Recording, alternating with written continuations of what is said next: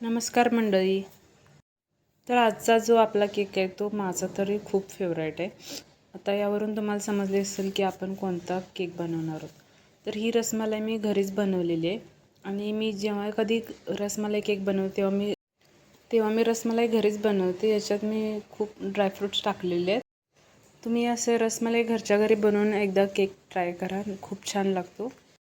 तर इथे मी first layer ठेवून घेतलेले आणि त्याच्यावर रसमलाईचे जे दूध असतं त्याने लेअर सोक करून घेतलेले आहे आणि त्याच्यावर व्हिपिंग क्रीम लावलेली आहे.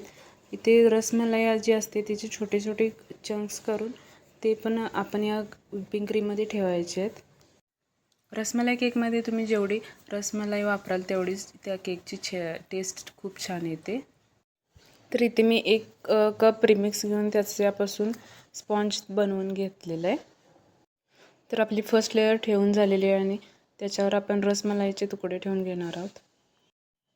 रसमलाईमध्ये ड्रायफ्रूट्स वापरल्यामुळे त्याची टेस्ट खूपच छान लागते. बाजारात मिळणाऱ्या रसमलाईपेक्षा घरी बनवलेली रसमलाई वापरून जर केक बनवला तर खूपच छान लागतो. तुम्ही एकदा नक्की ट्राय करा. इथं बघू शकता तुम्ही लेअरमध्ये भरपूर प्रमाणात रसमलाई वापरलेली आहे. त्यानंतर आपण दुसरी लेअर ठेवून घेतलेली आहे आणि या लेअरला पण रसमलाईचं मिल्क वापरून ते सोकिंग करून घेतलेले, काय ड्रायफ्रूट्स पण टाकलेले आहेत.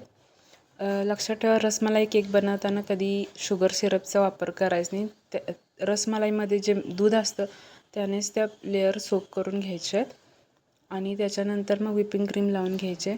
अशाच पद्धतीने दुसऱ्या लेअरवर पण आपण रसमलाईचे तुकडे टाकून घेतलेले आहेत. काय ड्रायफ्रूट्स पण टाकून घेऊ शकता तुम्ही.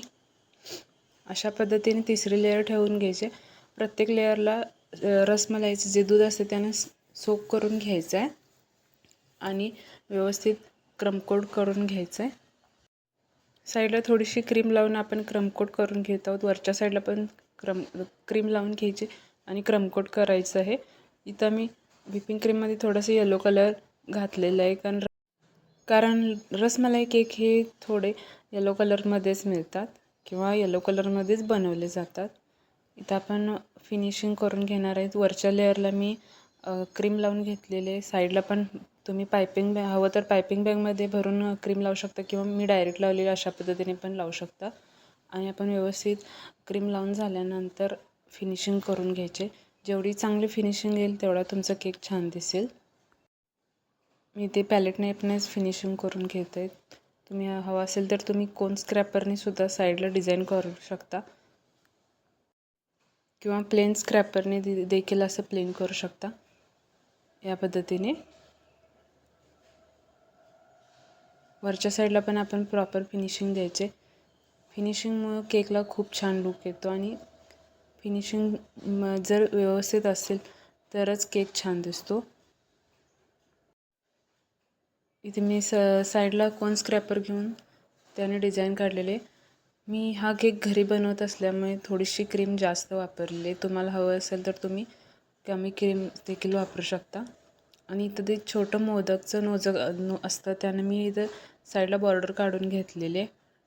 त्याच्यानंतर वरच्या साईडला पण काही रोजेट्स काढून घेतलेले आहेत. काही छोटे मोदक काढून घेतलेले आहेत. बघू शकता तुम्ही किती छान आपली डिझाईन झालेली आहे. आणि जे आपण रोजेट्स बनवलेले आहेत त्याच्यामध्ये मी रसमलाई ठेवून दिलेली आहे. आपली जी रसमलाई असते त्याच्यापेक्षा आपण जो केकमध्ये क्रीम वापरतो ती थोडीशी लाईट ठेवावी. आपण जी वर रसमलाई ठेवणार आहे त्याच्यापेक्षा थोडीशी लाईट कलरमध्येच क्रीम बनवायची. मी ती थोडीशी लाईट कलरमध्ये क्रीम बनवून ठेवलेली आणि त्याच्यावर मग रसमलाई ठेवलेली आहे. त्याच्यामुळे ते कॉम्बिनेशन खूप छान दिसतं. आणि इथं मी काही ड्रायफ्रूट्स टाकलेले आहेत. बदामचे काप आणि त्याच्यावर रोज पेटल्ससुद्धा टाकलेले आहेत. बघू शकता तुम्ही केकचा हा लूक खूप छान दिसतो. मला तरी केकची डिझाईन खूप आवडते आणि हा रसमलाई फ्लेवरसुद्धा खूप छान लागतो टेस्टसाठी. तर आजचा व्हिडिओ तुम्हाला कसा वाटला? व्हिडिओ आवडल्यास व्हिडिओला एक लाईक करा, शेअर करा आणि आपल्या चॅनलला सबस्क्राईब करा.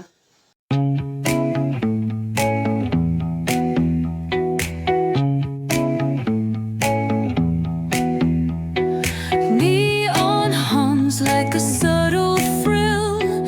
Shadows dance on the window in the glow.